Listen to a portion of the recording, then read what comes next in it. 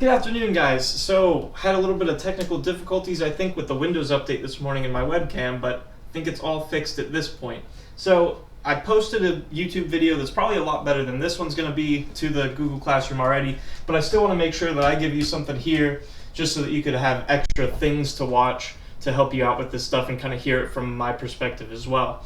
So we're in geometry. We're going to mix the two last lessons that we talked about kind of together for our trig.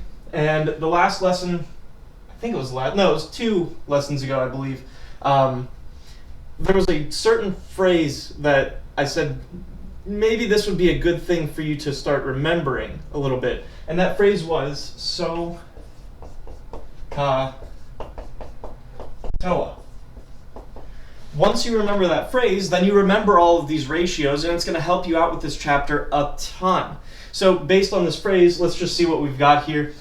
The S in so stands for sine.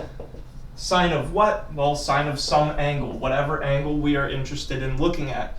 So the sine of some angle is equal to OH. That's opposite over hypotenuse. The next one, our next ratio, the C stands for cosine. Cosine, again, of some angle. We're going to label that theta. AH, so the cosine of some angle is equal to A, that's adjacent, divided by H, that's hypotenuse. And then the last one, tangent of some angle is equal to the opposite over the adjacent.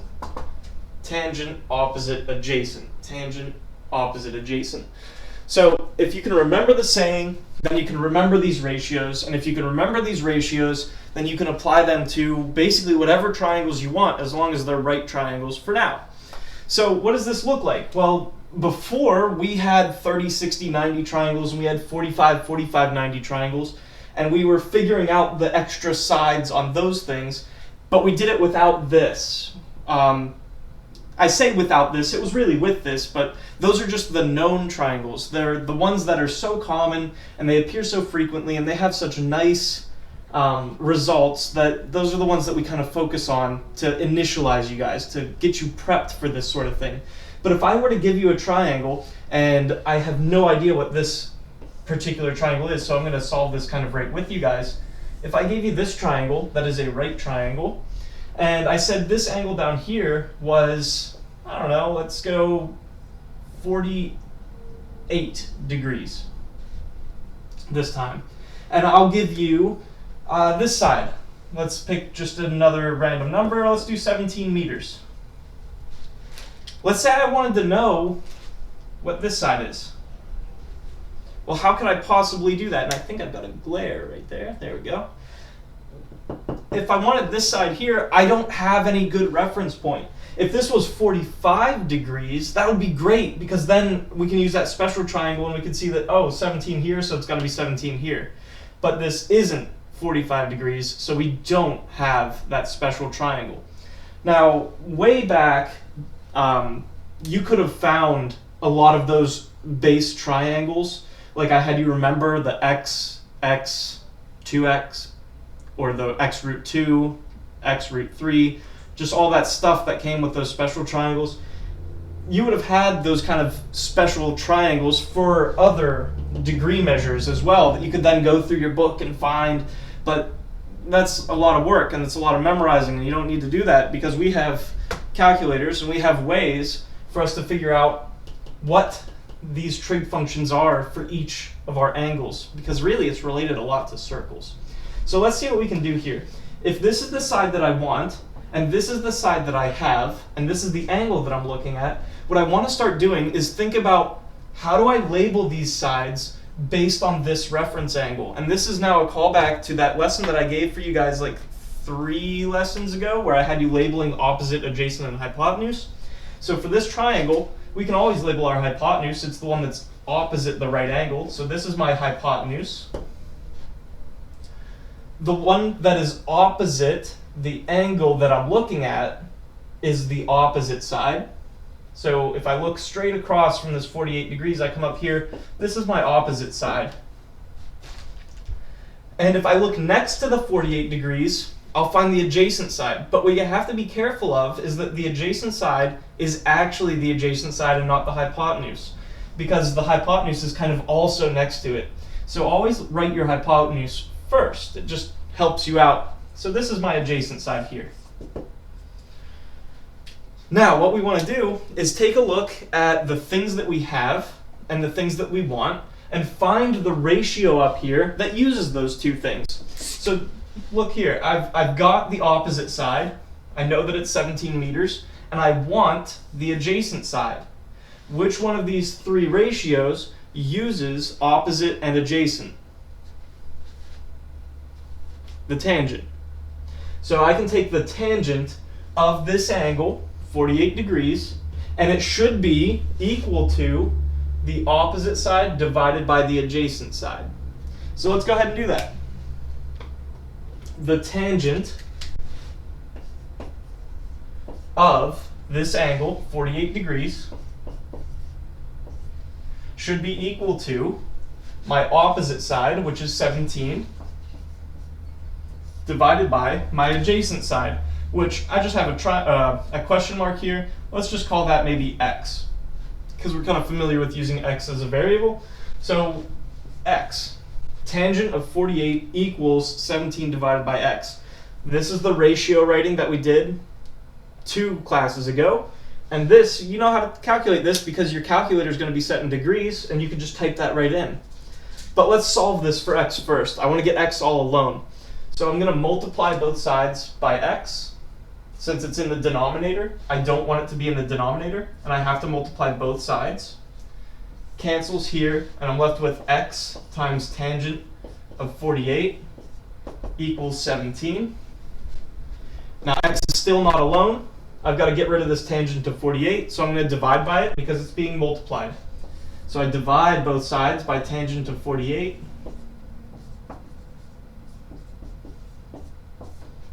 Cancels, and I get x is equal to 17 divided by tangent of 48 degrees. Spoiler alert, for these ones, when the thing that you want is in the denominator, effectively all you're doing is swapping these two things here around, the left side and that denominator. See, tangent of 48 equals 17 over x, x equals 17 over tangent of 48. But these are the steps that allow you to do that. So let's type that into our calculators and figure out what we've got, because I can't calculate that in my head. I don't have those memorized. I need this, and you're going to need one too. So 17 divided by tangent of 48 degrees, I'm coming up with 15.30, and then if you round that up, 7. So 15.307. X equals 15.307. And that would also be meters. Not too bad. So all we've got to do is pick which one of these ratios, which one of these functions goes with the things that we want or have, and move on from there. Let's do this same problem again, but let's find the hypotenuse now. So let's say that I still have this 17 meters, but now I want the hypotenuse. And at this point, there's a few different ways that we could do this, and I want to show them all to you just so that you can see that it doesn't matter what path you take, you're going to still arrive at the same answer. So let me get rid of this stuff over here, and we'll work through this a couple different ways. 15.307. 15.307. So this, we just found this right there. Let's call this hypotenuse y. Let's see if we can figure out what y is. Let me write that underneath. Now, one way is we can again just take the number that I started by giving you and the hypotenuse this time.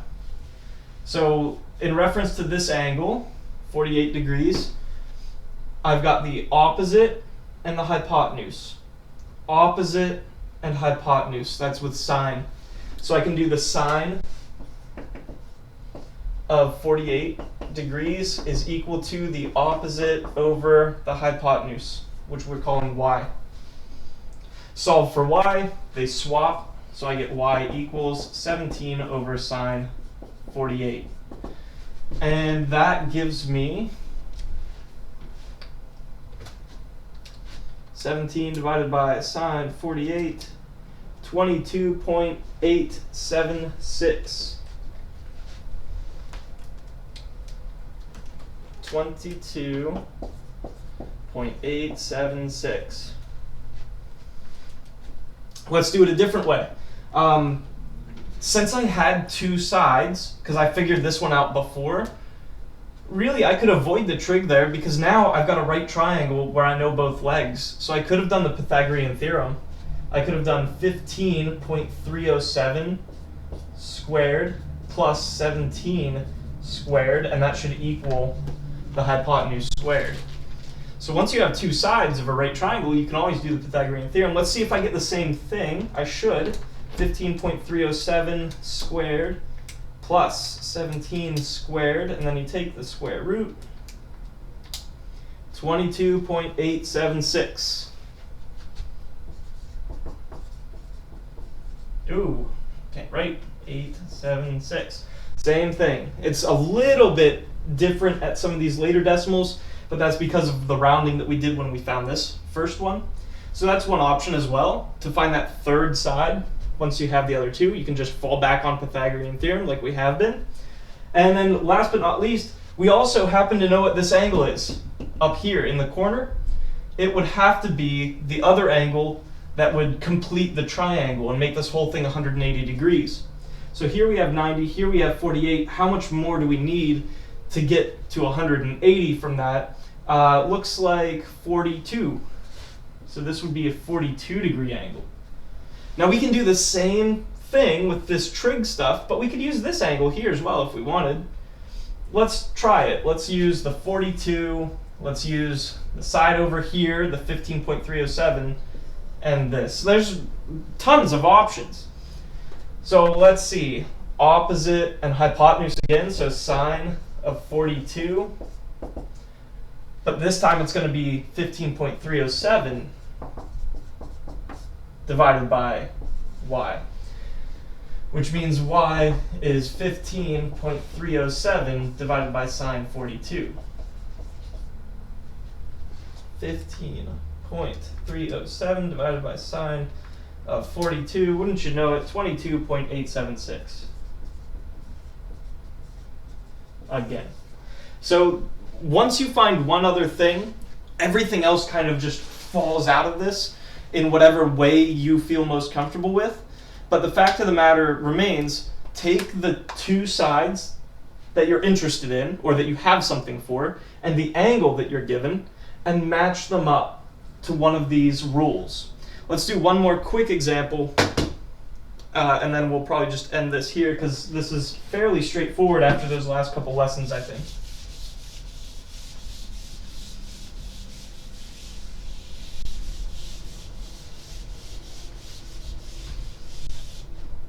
So I'm going to make up another. Let's take this crazy triangle here, right angle down at the bottom. Let's say this is 23. That's a nice number. And up here, let's have this be 20. No, I don't want to use the same number twice. Let's do 27 degrees up here. And we're going to find both of these sides. We'll call this one x, and we'll call this one y. Why not? Let's find x first. So the angle that I was given is right here. Let's label our sides in reference to that angle. Well, across from the right angle, I have the hypotenuse. Across from the angle, if I look all the way to the other side, this is my opposite side. And then this would be my adjacent side. If I'm looking at x, and I have this 23 already, then it looks like I've got the hypotenuse and the adjacent. Well, the thing that uses the adjacent and hypotenuse, that's cosine. So I want to do something like the cosine of 27 is equal to x because that's my adjacent side, divided by 23, the hypotenuse. To solve for x here, all I have to do is multiply both sides by 23.